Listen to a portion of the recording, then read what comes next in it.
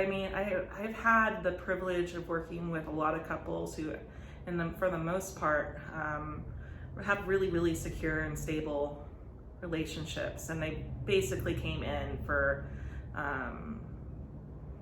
just concerns about sex. Mm-hmm. Sex life, not the same as it was when they first started dating 10 years ago. Mm-hmm. And so one of the funnest things I have is like kind of looking at cultural scripts and deconstructing them. Mm-hmm.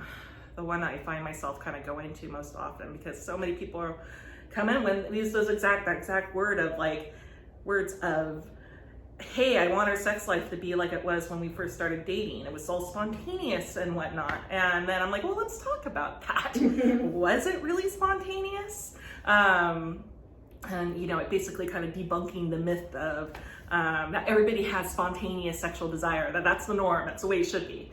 And then, so you knew ahead of time that you were going to go on a date, right? Yeah. If you went to school or you went to work, you were probably thinking about that person all day. If you had a cell phone, you were texting them. You got home from work, you were probably getting ready, thinking about them, putting your makeup on or combing your hair and making sure you didn't smell. And then finally you meet the person and you do your thing with them.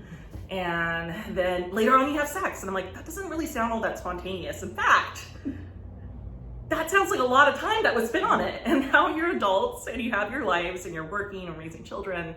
And that actually has been really helpful with people, like reframing that. It's like, oh yeah. Mm-hmm. They were doing a whole courtship dance. Yeah. That was totally planned. Yeah. Yeah, it's not spontaneous at all. Yeah. So that's kind of one of my favorite ones to kind of look at with my couples. Mm-hmm.